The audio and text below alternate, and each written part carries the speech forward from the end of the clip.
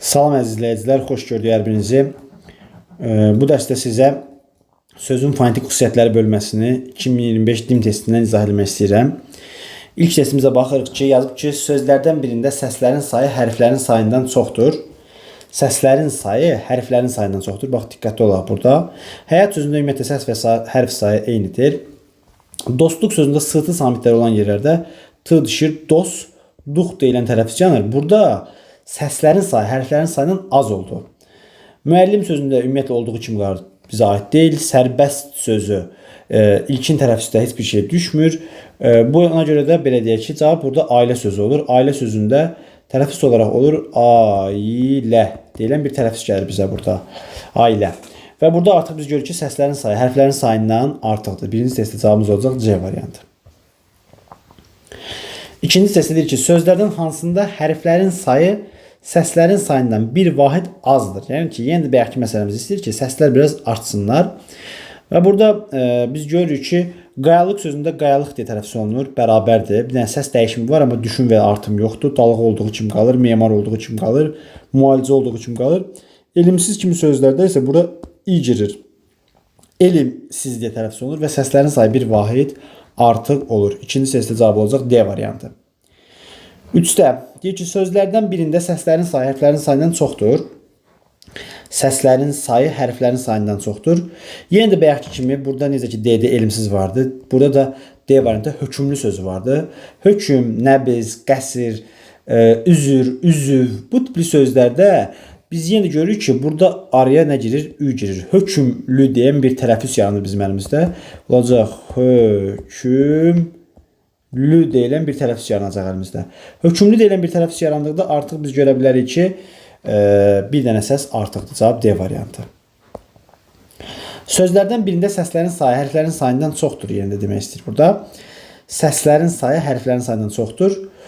Yenə də burada cavab olur B variantı. Çünki eyni məsəl tipli bir şeydir. Hökümdardır və burada ortalığa bir ü səsi daxil olur. Hökümdar deyə tələffüz olunur. Ona görə də bir vahid artıqdır. Məsəl üçün burada dostluq sözündə t düşür. Hərflərin sayı səslərin sayından bir vahid artıq olur. Yəni bunun deyilən şərtin əksidir. Ona görə bunu götürə bilmərik. Çaşdırmayın bu məsələni. 5-ə baxırıq. Sözlərdən birində səslərin sayı hərflərin sayına bərabərdir deyir. Faciə sözündə ümumiyyətlə qoşallarda i varsa ortalığa y gəlir, faciə olur. Bunu götürə bilmərik. Bərabər istəyir bizdən. Təbiət sözündə də eynidir, ortalığa y gəlir, təbiət olur, bir vahid artıqdır.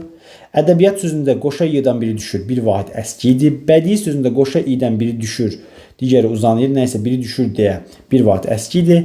Bərabər olan burada məhsul sözüdür, yəni B variantı. 6. Hansı sözlərdə səslər hərflərin sayından bir vahid azdır deyir.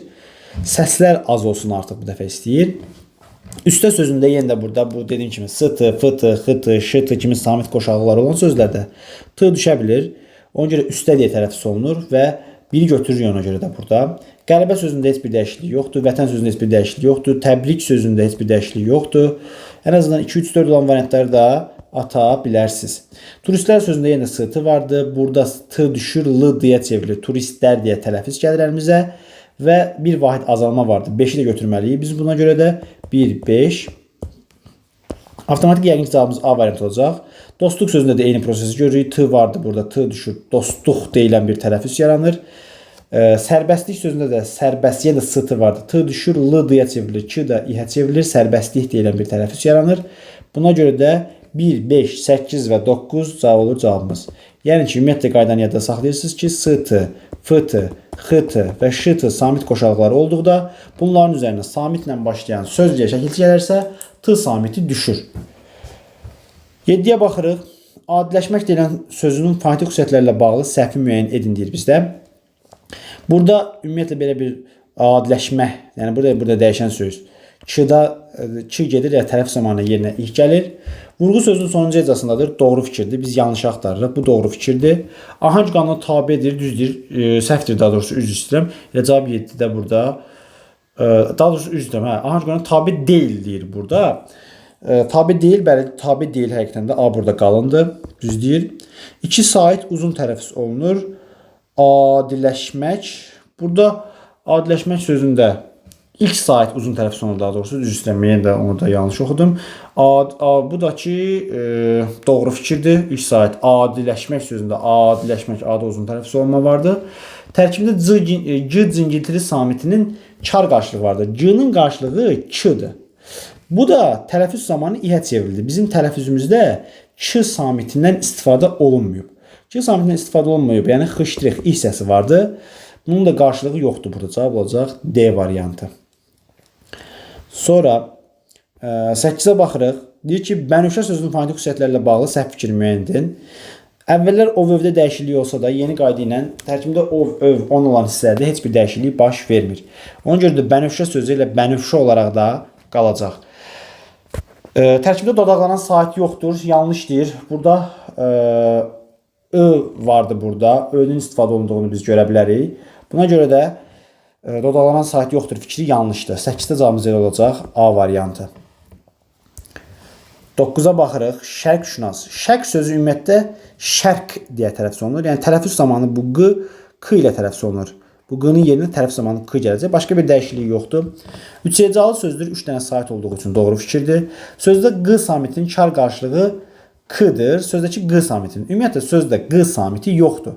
Dediyim kimi tələffüz zamanı bu düşür və yerinə k gəlir. Buna görə də sözdə q samitindən danışılan istənilən proses bizim üçün yanlış olmalıydı. 9-da cavab olacaq B variantı.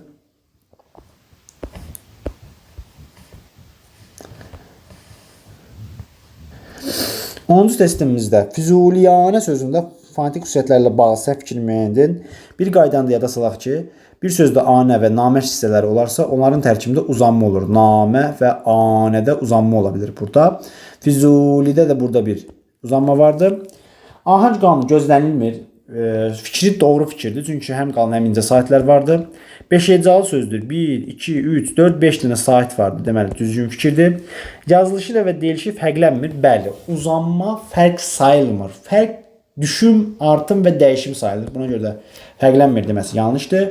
Bir uzun tələffüz olunan sait vardır. Fikri isə yanlışdır. Çünki biz əvvəldən demişdik ki, burada 2 dənə vardır. Budur cavabımız. Bəs 7 nə yazıb? Sözdə həm cingiltili, həm də kar samit vardır. Bu da f məsəl üçün kar samitdir. Z cingiltili samitdir. L cingiltili samitdir. Y cingiltili samitdir. N cingiltili samitdir. Yəni, bir dənə də olsa kar samit vardır. Ona görə bu da doğru fikirdir.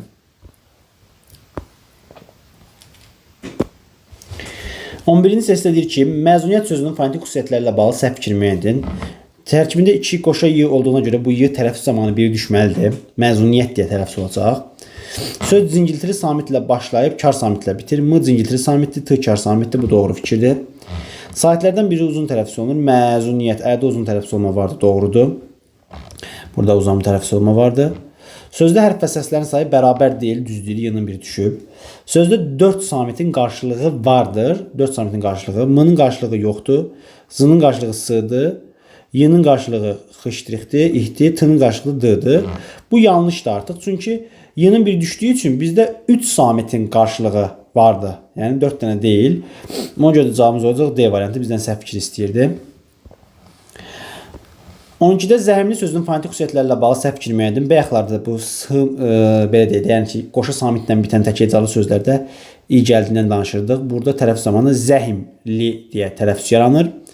Ahəng qanuna tabedir. Bəli, saitlərin ikisi də incədir.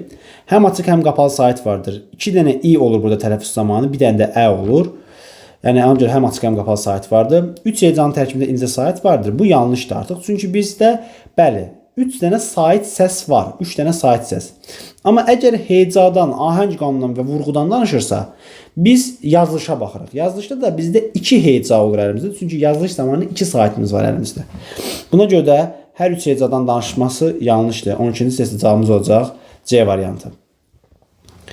13-ə baxırıq. Qayalıq və çiçəklik sözlərinin fonetik xüsusiyyətlərlə bağlı ortaq fikir deyil. Qayalıq sözü qayalıq deyə tələffüz olunur. Q, x kimi tələffüz olunur. Üzr istəyirəm, x yazdım bura. Q, x kimi tələffüz olunur. Və çiçəklik sözündə isə çiçək, yəni bu k i-hə çevrilir. Sondakı k-də təzədən i-hə çevrilir. Çiçəklik deyilən tələffüz fərqi yaranır. Yəni burada 2 fərq, burada 1 fərq vardı. Saitlərin uzun tələffüz olunmur deyir, düz deyir. Uzun tələffüz olma yoxdur. Yazılış və tələffüz arasında bir fərqli məqam vardır. Fikri isə yanlışdır. Birində 1, digərində isə İki fərqli məqam vardı. Ahəng qanunu gözlənilmişdir. Bəli, birində qalın, birində incə saitlər vardı ancaq. Üç hecalı sözdür. Bəli, hər iki sözün tərkibində 3 dənə sait vardı. Yalnız bir samitin kar qarşılığı yoxdur deyir. O da ki, burada l-nın qarşılığı yoxdur. Çiçəklik, burada da l-nın qarşılığı yoxdur. Bəli, qanunlar hamısı doğru idilər. Onun üçün seçili cavab olacaq B variantı. Hansı sözdə səs və hərflərin sayı bərabərdir deyir. Bax, burada dialoq sözündə İA olduğuna görə Y daxil olur. İ olan qoşalıqlara Y gəlir arasına. Dostluq sözündə T düşür. S-tı məsələsi bayaqlarda danışırdıq. Təəssüf sözündə qoşa əylərdən biri düşür. Yəni qoşa A, ümumiyyətlə qoşa saiti varsa biri düşür. Eyni disli qoşa saiti varsa. Rubai sözündə burada Y gəlir. Yenə dediyim kimi dialoq sözündə kimi tərkibində İ olan qoşalıqlarda Y əlavə olunur. Şücaət sözündə isə tərəffüz fərqi yoxdur. Ona görə də cavab olacaq Y variantı. 15-də hansı sözdə səslərin sayı hərflərin sayından azdır? Səslər az olsun dedikdə burada cavab olur Y variantı. Çünki bəşəriyyət sözündə qoşa Y vardı və qoşa Y-də belində bəşər sözün köküdür burada İ-yə çəkilsidir. Şəkilsinin tərkibində olan qoşa Y-dan biri düşməlidir. Ona görə cavabımız olacaq Y variantı. 16-da hansı sözdə səslərin sayı hərflərin sayından azdır? Mürəkkəb sözün tərkibində sait qoşalığı olarsa, bunlardan biri düşür. Əli açıq sözündə tərəfüz zamanı əl açıq deyilən bir tərəfüz yaranır. Ona görə də səslərin sayı hərflərin sayından az olur. 16-cı seçili cavabımız olacaq D variantı. 17-də deyir ki, mətbəə sözünün fonetik xüsusiyyətlərlə bağlı səhv fikri müəyyən edin. Qoşa ə vardı, yəni qoşa eyni cinsli sait varsa, bunun biri tərəfüz zamanı düşməlidir. Başqa dəyişiklik yoxdur burada. Vurğusu son hecanın üzərinə düşür. Bu doğru fikirdir. Yazış və deyiliş fərqlidir. Çünki ənin biri düşüb doğrudur. Qarşılığı olmayan cingiltili samit işlənmişdir. Qarşılığı olmayan cingiltili samit M-dan söhbət edir burada. Doğrudur. Hərflərlə səslər sadəcə bərabər deyil, düz deyir. Çünki bir dənə düşünümüz vardı. 3 eyni sait səs vardır. 3 dənə deyil, çünki 3 dənə idi, biri getdi. Qaldı səsdən 2 dənə əyimiz var əlimizdə. Biri düşür axı tərəfüz zamanı. Ona görə də olur cavab Y variantı. 18. 18-də deyir ki, məşğuliyyət sözünün fonetik xüsusiyyətlərlə bağlı səhv fikir müəyyəndir. Yenə də burada qoşa Y-dan biri düşür tərəfüz zamanı. Başqa bir dəyişiklik yoxdur. 2 açıq, 2 qapalı sait vardır. Ələr belə deyək də açıq, U və I qapalıdır, doğrudur. Yazış və deyiş fərqlidir. Y-nın biri düşüb, doğrudur. Vurğu 4-cü hecanın üzərindədir. Burada 1, 2, 3, 4-cü bəli məşğuliyyət sonuncu hecada da 4-cü heca eləyir. 5 cingiltili samit səs vardır. Yəqin ki, budur yanlış. Çünki baxırıq ki, burada bir M cingiltilidir, G cingiltilidir, L cingiltilidir, Y cingiltilidir. Y-nın biri düşüb axı. Ona görə əlimizdə 4 dənə qaldı cingiltili, 5 dənə deyil. Cavab olacaq D variantı. Olmaya sözü tərəfüz zamanı olmuya deyə tələffüz olunur. Olmuya. Olmaya bir tərəfüz yaranır əlimizdə. İndi burada bağlı səhv fikir müəyyəndir. Olmaya sözündə ahəng qanunu gözlənilir. Doğrudur. Burada hamısı qalın saitlərdir. 2 açıq sait vardır. 2 açıq sait vardır. Burada doğrudur çünki A-nın biri U-ya çevrildi. O qapalı oldu artıq. Açıq saitin sayı 2 dənə qaldı. Vurğu sözünün son hecasının üzərindədir. Olmaya sözündə vurğu əvvələ gəlir. Olmaya. Olmaya. Ona görə də burada vurğu sonuncu hecadır deməsi yanlışdır. Cavabımız olacaq bu variant. Samitlərdən yalnız birinin kar qarşılığı vardır. O da ki, Y-nın kar qarşılığı vardır. X-, yəni L-namının qarşılığı yoxdur. Saitlərdən biri dodaqlanmayan, ikisi dodaqlanandır. Bu da O və U dodaqlanandır. A isə dodaqlanmayandır. Biz tələffüzə baxmalıydıq. Ona görə cavab oldu 19-da C variantı. Bucaq ölçən söz gəlib bizdə burada. Bax, diqqətli olun, normalda bucaq sözü bucaq deyə tələffüz olunur. Amma özündən sonra sait gəldiyi üçün bu bucaq ölçən deyə tələffüz gəlir çıxır burada.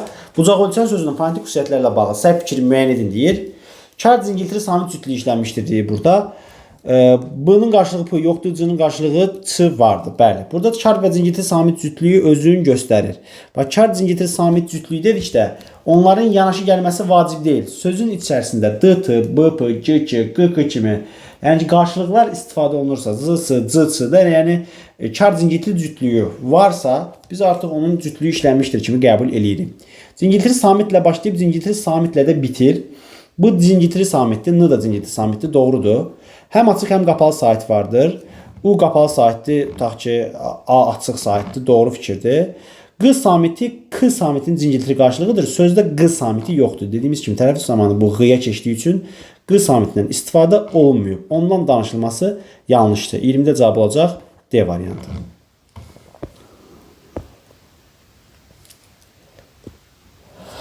Brilliant sözünün fonetik xüsusiyyətlərlə bağlı düzgün fikir müəyyən edin, deyir 20-ci testimizdə.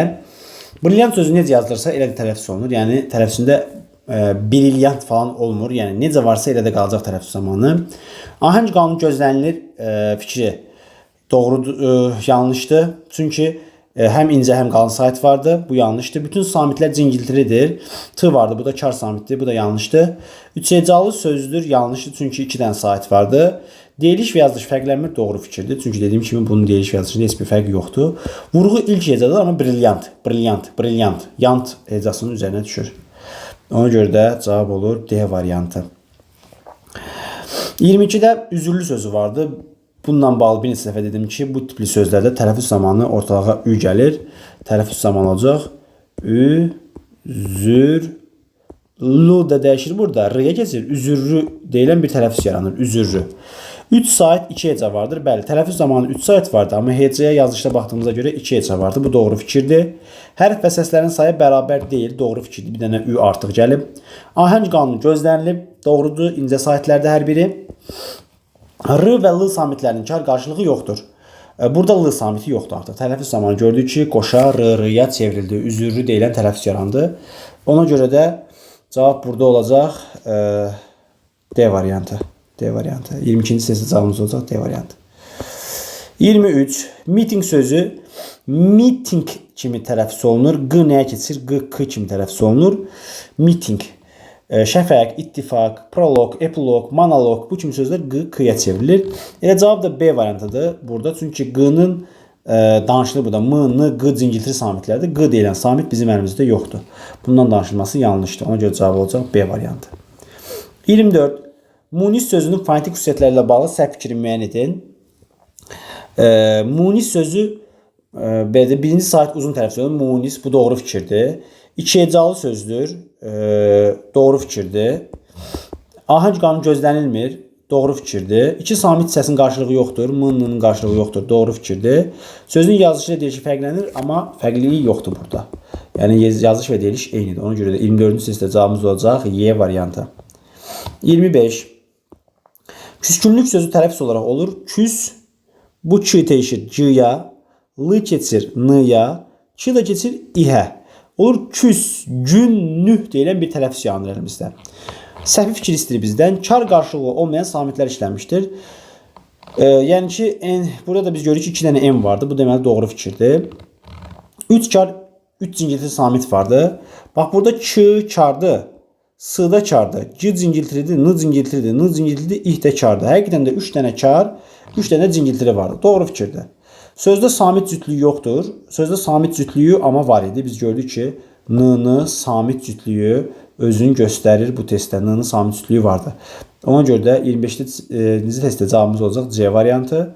Vurğu sonuncu hecanın üzərinə düşür. Doğru fikirdir. Səs fərqlərinin sayı bərabərdir. Bəli, bərabər dəqiqətən də doğru fikirdir.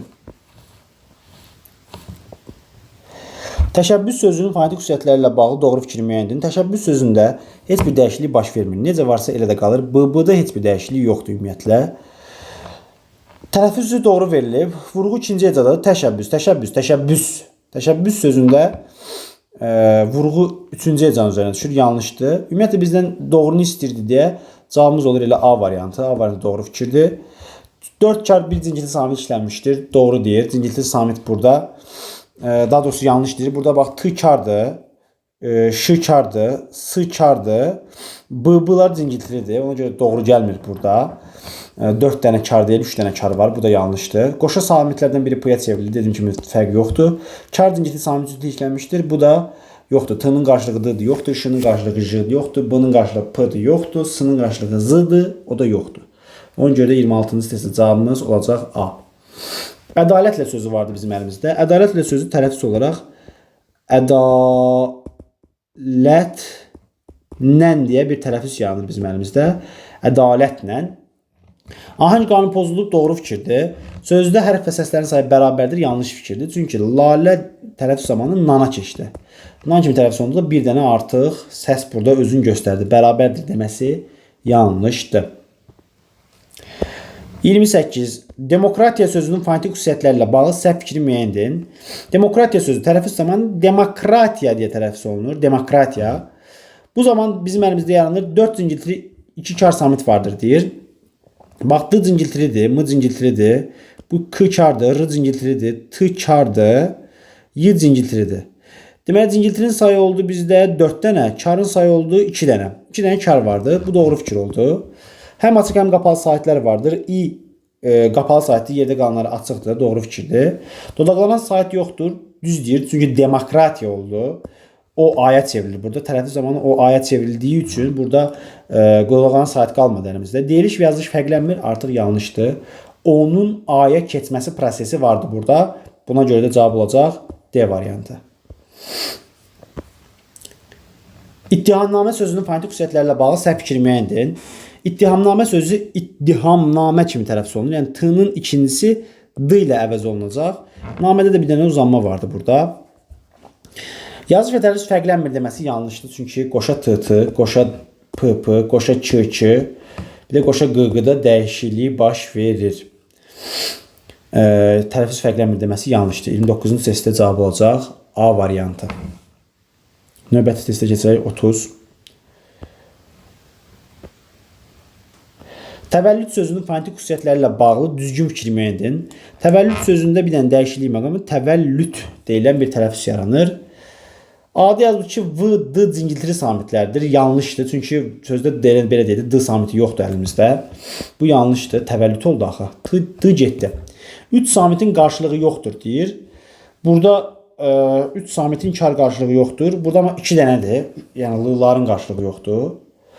Samit səslərin ikisi kar, 3 zingiltilidir. Burada bax t kardır. V zingiltili, l zingiltili, l zingiltili, t kardır. Həqiqətən də ikisi kar, 3 zingiltili oldu. Bu doğru fikirdir artıq. 30-da cavabımız olacaq C variantı. 31-ci testlə davam edirik. Fikirlərin üçünün də uyğun gələn sözü müəyyən edin. Yəni, bu üç fikrin üçü də bir sözümüzə uyğun gəlməlidir. Deyir ki, yazılışı ilə deyişi fərqlənmir. Blokada sözündə dəyişikliyi vardı. Bankomat sözündə dəyişikliyi vardı. Bunlar aradan çıxırlar. Ahəng qanununa tabe deyil deyir. Digər üç sözümüzün üçü də ahəng qanununa tabe deyil. Yazı və deyilişlərdə fərqlənmir. Sonuncu məsələmiz gəlir ki, tərkibində uzun tələffüz olunan sahit yoxdur.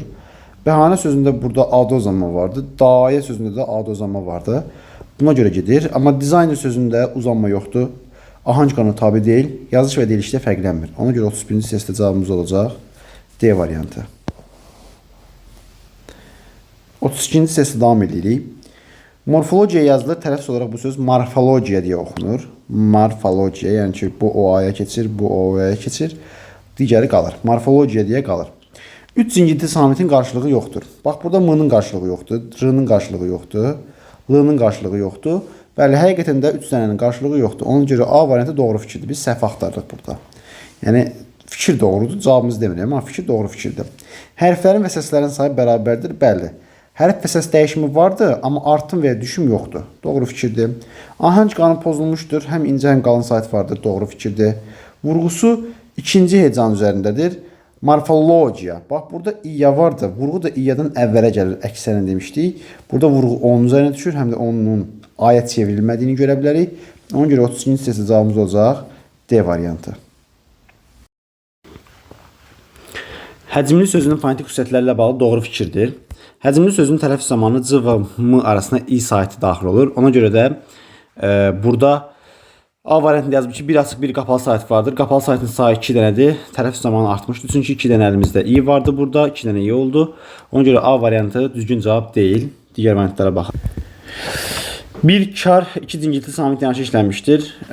Burada sait daxil olduğunu dediyim kimi burada bir dənə tələffüzü təzədən yazırıq. Həcmli deyilən bir tələffüz yaranır.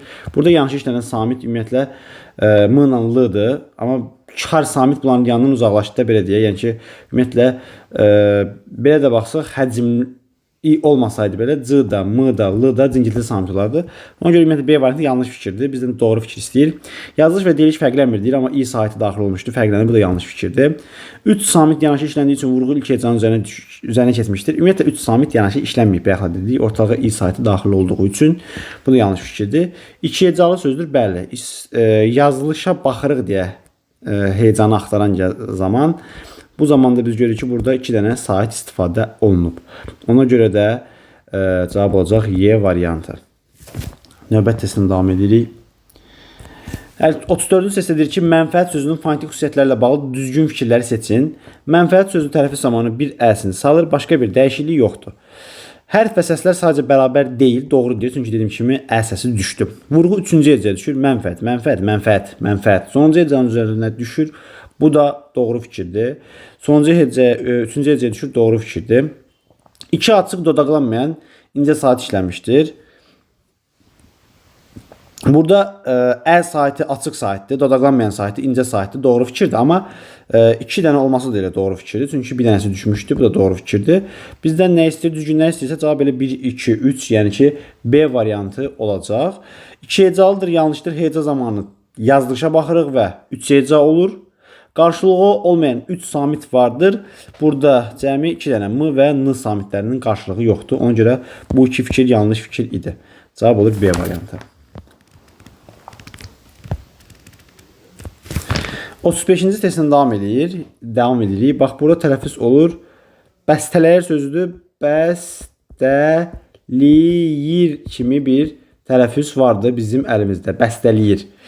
T-dıya çevrildi, ərlər iyə çevrilirlər. Belə bir bəstəliyir. Ərlərdən biri daha doğrusu iyə çevrildi. Tərkibində uzun tələffüz olunan sait vardır. Bəstəliyir sözündə uzun tələffüz yoxdur. Bu yanlışdır.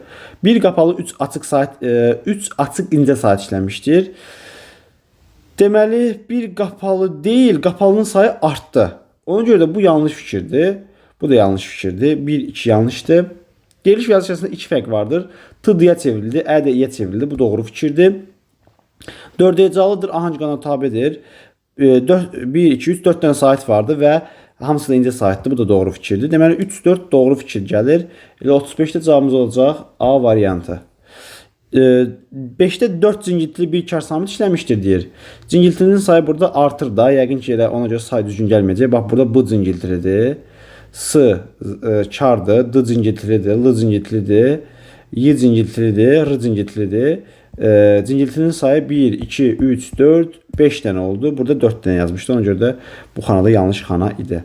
Cavab oldu A variantı. 36-cı testlə davam edirik. 36-cı test deyir ki, müəllim sözünün fonetik xüsusiyyətlərlə bağlı səhv fikirdir. Müəllim sözü bildiyimiz kimi olduğu kimi tələffüz olunur. Bu tipli sait qoşallarında dəyişiklik baş vermirdi. Vurğu ikinci hecanın üzərindədir. Müəllim, müəllim, müəllim, müəllim. Vurğu ikinci hecanın yox, sonuncu hecanın üzərindədir. Yəni üçüncü hecaya düşür. Elə A variantı yanlış fikirdir. Qalan fikirlərdə hamısı doğru fikirlərdir. Yəni ki, mılı cingilti samitlər də doğrudur. İncə saitlərin ahın gözlənib doğrudur. Bütün fikirlər doğru fikirlərdir. Etibar sözünün fonetik xüsusiyyətlərlə bağlı səhv fikir müəyyən edilir 37-ci testdə. Etibar yazılır, elə etibar da oxunur. Deməli, burada etibar. Saitlərdən biri uzun tələffüz olunur fikri doğru fikirdir. 3 hecalı sözdür. Etibar doğru fikirdir. 6 səs və 6 hərfdən ibarətdir. Bəli, burada səs artımı, səs düşümü yoxdur. Elə ümumiyyətlə söz olduğu kimi tələffüz olunur. Saitlərin ikisi incə, biri qalındır. Həqiqətən də bu qalındır. İkisi də incədir. Bu da doğru fikirdir. Vurğu birinci hecəyə düşür. Birinci hecədə uzanma vardı. Uzanma ilə də vurğu üst-üstə düşmür. Sözün düzgün tələffüzü etibar. Bar hecası daha qüvvətli tələffüz olunur. Yəni vurğunu qəbul edir. Cavab olur Y variantı. Yəni ki, belə deyək, bu səhv fikirdir. Bizdən də səhv istədiyi üçün cavabımız olur Y variantı. 38-ə baxırıq. 38-də deyir ki, məişət sözünün fonetik xüsusiyyətləri ilə bağlı səhv fikri müəyyən edin. Məişət sözü tələffüz olaraq məişət deyə tələffüz olunacaq. Çünki i sait olan bir qoşalıq burada özünü göstərir. Ş, t, kar, y, m cingiltili samitlərdir. Burada ş və t, kar, m və y də cingiltili samitlərdir. Doğru fikirdir bu fikir. 3 hecalı sözdür. Sözdə 3 dənə sait vardı. Artıq bura baxırıq burada. Doğru fikirdir. Vurğu 3-cü hecanın üzərindədir. Məişət, məişət, məişət. Bu da doğru fikirdir. İncə dodaqlanmayan incədir və dodaqlanmayandır. Və açıq saitdir. İncədir, dodaqlanmayandır, qapalı saitdir. Bu da doğru fikirdir. Bütün hecalar samitlə bitir. Samitlə bitir. Məişət. Bütün hecaların samitlə bitməsi fikri artıq yanlış fikirdir. Çünki burada biz görürük ki, ümumiyyətlə hecalar belə bölünür. Məişət. Burada iki hecamız sait, bir hecamız ümumiyyətlə saitdən ibarətdir. Samitlə bitməsi mümkün deyil. Y variantı cavab olacaq bizdə. 39-a baxırıq. Deyir ki, hansı cərgədə bütün sözdə hərflərlə səslərin sayı bərabərdir. Yəni ki, düşün prosesi yoxdur. A variantında bədii sözü burada variantı görürük. Çünki qoşa incə sait vardı. Bunlardan biri düşəcək. Təhsil sözündə yenə də ərlərdən biri düşəcək. C variantına baxırıq. Zəif sözü vardı. Burada y daxil olacaq, zəif olacaq. Ona görə də burada da artım vardı. D variantında hökümdar sözündə ü əlavə olunacaq. Qalanları olduğu kimi qalırlar. Amma mötəbər sözü olduğu kimi qalır. İlğim sözü olduğu kimi qalır. Səkciz olur, amma düşün və ya artım yoxdur. Şəkildə olduğu kimi qalır. Ona görə cavab olacaq Y variantı. Odlanmaq sözünün fonetik xüsusiyyətləri ilə bağlı səhv fikir müəyyən edin. Odlanmaq sözü tələffüz olaraq bizdə olacaq. Od, dam, maq kimi bir tələffüz sözünü göstərəcək. Od, dam, maq. Yəni l-dıya çevrilir, qıxıya çevrilir. Belə bir tələffüz gəlir, bizim ortağa çıxır. Odlamaq, od, damaq. Bax, belə bir tələffüz gəldi əlimizə. Deməli, d, m cingiltili samitdir deyir. Burada d və m cingiltili samitdir, x kar samitdir deyir. X doğrudur, kar samitdir, d ilə m da cingiltili samitdir. Bu doğru fikirdir. Yalnız açıq saitlər işləmişdir. Həqiqətən də qapalı sait yoxdur, doğru fikirdir. Odlamaq şəklində tələffüz edilir. Bəli, bu artıq yanlışdır. Çünki dediyimiz kimi görürsünüz ki, bax biz tələffüzümüzü necə qeyd eləmişik? Yəni buradakı kimi qeyd eləməmişik. Və bunlar yanlışdır. Qalanları o və a qalındılar, həm də açıq saitlər doğrudur. Qalın saitlər nahang gözlənmişdir. Bəli, incə sait yoxdur burada. Cavab olacaq 40-da C variantı. 41-ci testindən davam edirik. Cavanlaşmaq sözü tələffüz olaraq necə olacaq? Cavan, naş, maq deyilən bir tələffüz vardı əlimizdə. Cavanlaşmaq. Yəni ki, l-nın n-yə keçdiyini görürük, qının da x-yə keçdiyini görürük. Yalnız qalın açıq saitlər işləmişdir. Bəli, hamısı qalın saitlərdir və açıq saitlərdir. Deyiliş və yazılışında fərq var. Doğrudur, 2 dənə yerdə fərq olduğunu görə bildik biz. 2 n samiti vardır. Bəli, burada 2 dənə n samitin qoşu olduğunu görə bilirik. Vurğu 4-cü hecanın üzərindədir. Cavanlaşmaq sonuncu hecanın üzərindədir. O 4-cü hecadır. Y samitinin kar qarşılığı ilə bitir. Y-nin kar qarşılığı ih səsidir. Bu da ihlə yox, x-la bitib. Yəni g-nin qarşılığı olan x-nin qarşılığı olan x-la bitib. İhlə bitməyib.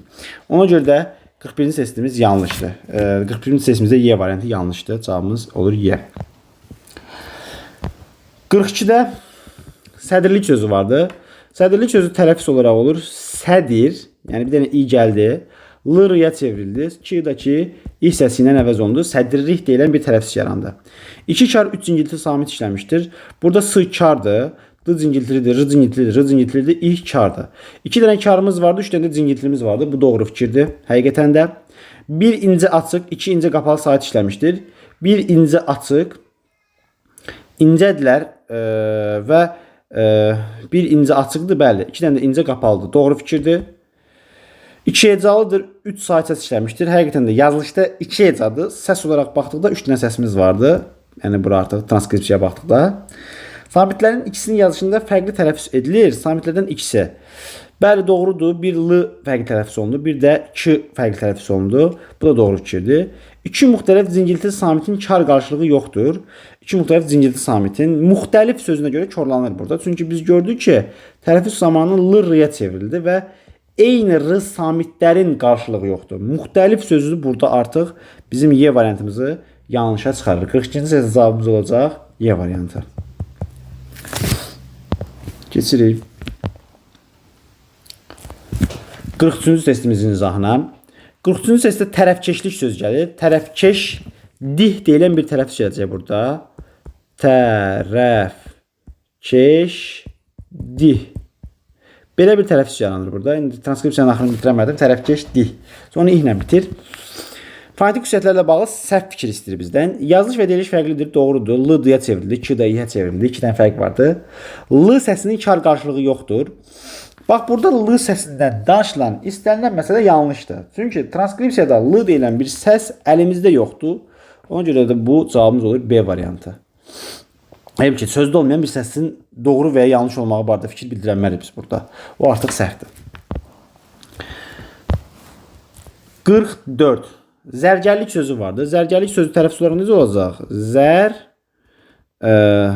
Zərgərih deyilən bir tərəfsiz gəlir çıxır əlimizə. Burada L-nın R-yə çevrildiyini görürük. K-nın da I-yə çevrildiyini görürük. Başqa bir dəyişiklik yoxdur. Vurğu 3-cü hecan üzərindədir.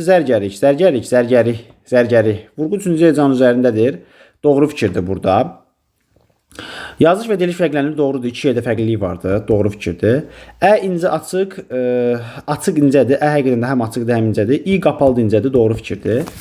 Ahəng qalanı gözlənmişdir. Sadəcə incə saitləri vardır. Doğru fikirdir.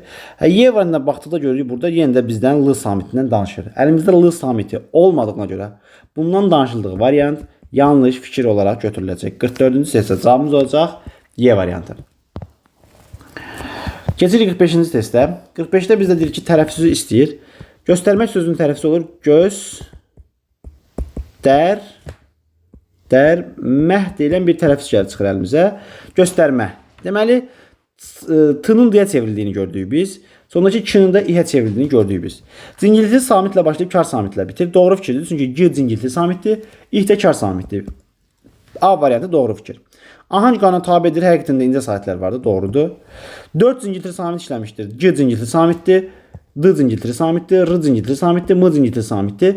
Doğrudur. 4 dənə oldular sayı olaraq. Sonra Ö incə açıq dodaqlanandır. Ö incədir, açıq dodaqlanandır, düzdür. İncədir, dodaqlanmayandır, açıqdır, doğrudur fikirlərdir bu.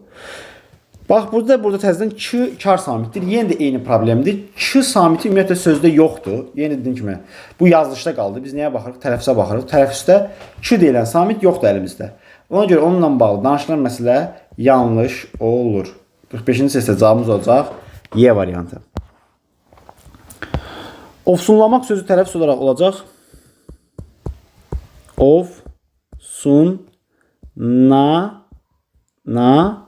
Maq deyilən bir tərəffüz gəlir. Ofsunlamaq.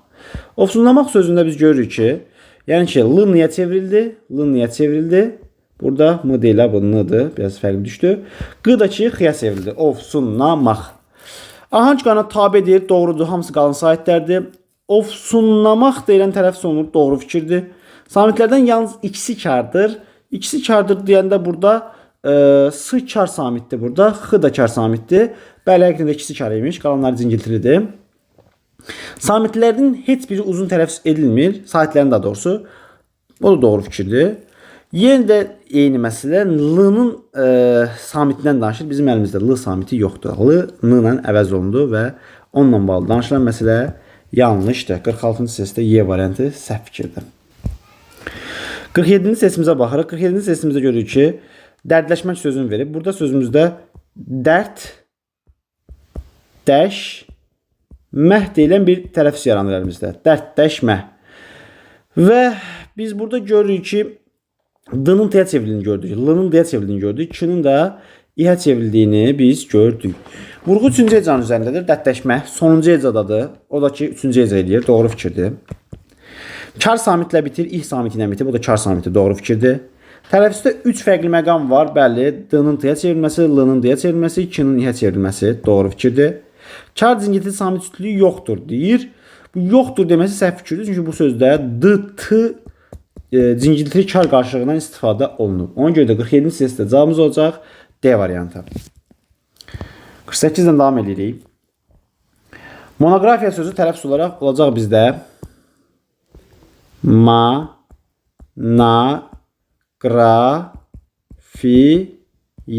monografiya. Və monografiya sözündə biz görə bilirik ki, onlar niyə çevrilirlər? Onlar aya çevrilirlər. Monografiya. Vurğu 3-cü hecadadır. Burada İya məsələsindən bir neçə demişəm. Yenə də deyirəm, yaca düşsün. Əvvələ gəldi vurğu. Monografiya tərəffüz olunacaq. Vurğu 3-cü hecanın üzərindədir fikri. Doğru fikirdir. Hangi qanun pozulmuşdur? Bəli, həm incə həm qalın sayt vardır. Doğru fikirdir. Deyiliş və yazılış fərqlidir. Onlar aya çevrilmişdir. Doğru fikirdir. Bir dodaqlanan deyir. Burada dodaqlanan sayt qalmadı. Bütün o saytları aya çevrildi. Ona görə də 48-ci səsdə cavabımız olacaq D variantı. 49-a baxırıq. İtaatkarlıq sözü vardı. İtaat sözündə heç bir dəyişiklik yoxdur bilirsiniz artıq. İtaat hissəsi olduğu kimi qalır. Kar hissəsində dəyişiklik yoxdur. Sadəcə itaatkarlıq deyilən bir dəyişiklik vardır. L-rıya çevrilir, qıxıya çevrilir. İtaatkarlıq. L samitinin kar qarşılığı yoxdur deyir. L samitinin kar qarşılığından danışırsa artıq səhv danışır. Çünki biz dedik ki, L burada əlimizdə var. Transkripsiyada, açdığım transkripsiyada L görürükmü? Görmürük. Ona görə də artıq yanlışdır. Deyiliş və yazılış fərqlidir, doğrudur. Hangi qanun pozulmuşdur? Həmin cəm qanun var, doğrudur. Qoşa R samitləri vardır, görürük burada. Doğru fikirdir. Sondakı cingiltili samit kar samit kimi tələffüz olunur. O da ki, Q samiti X kimi tələffüz olunur. Doğru fikirdir. Bütün fikirlərində doğru olduğundan əmin olduq. 50-ci hissəsindən davam edirik. Muavinlər sözünün fonetik xüsusiyyətləri ilə bağlı doğru fikirdir. Muavinlər sözündə biz görürük ki, belə deyək burada, bax, heç bir dəyişiklik yox deyərdim, amma L niyə çevrilir? Üzr istəyirəm. Muavinlər deyilən bir tələffüz yaranır. Saytlərin hamısı yazıldığı kimi tələffüz olunur. Saytlərin bəli, saytlərin heç bir tələffüz fərqi yoxdur. Olduğu kimi də qalırlar. Bütün hecaların tərkibində samit vardır. Mü, A, as orada yoxdur. Yanlış fikirdir. Saytlərdən ikisi fərqli tələffüz olunur. Samitlərdən ikisi fərqli tələffüz olunur. Sadəcə biri fərqli tələffüz olunur. Yanlış fikirdir. Uzun tələffüz olunan bir sayt vardır. Muavinlər A-da uzun tələffüz olma burada özünü göstərir. Vurğu. Deməli, saytlərdən bir uzun tələffüz olunan bir sayt vardır. Yox, A-da uzun tələffüz olunan yoxdur. Bu da yanlışdır. Vurğu ikinci hecanın üzərindədir. Vurğu muavinlər sonuncu hecanın üzərindədir. Bu da yanlışdır. Hə, burada A variantında üzr istəyirəm. Saytların hamısı yazıldığı kimi tələffüz olunur. Bu doğru fikir idi də. Bir daha üstündən keçək. Bax, saytların hamısı yazıldığı kimi tələffüz olunur. Bu doğru fikirdir. Bütün saytlar olduğu kimi də tələffüz olunur. Bütün hecaların tərkibində samit vardır. Yanlış vardı. A hecası tək heca idi. Samitlərdən ikisi fərqli tələffüz olunur. Səhv idi. Sadəcə bir dənəsi L-nı kimi tələffüz olmuşdu. Səhv fikir idi. Uzun tələffüz olunan bir sayt vardır. A-da burada dəyişiklik olmadı. Muavinlər belə formada tələffüz olunur. Vurğu 3-cü hecanın yox, 4-cü hecanın üzərindədir. Ona görə əldə cavabımız olacaq A variantı.